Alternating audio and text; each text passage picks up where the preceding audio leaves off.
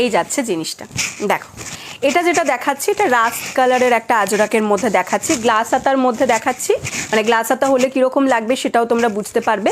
আর এটা কিন্তু front open, দেখো ফ্রন্ট ওপেন আর ব্যাক ওপেনের মধ্যে কিন্তু হ্যাঁ গো সব ঠিক আছে, থ্যাংক ইউ সো মাচ।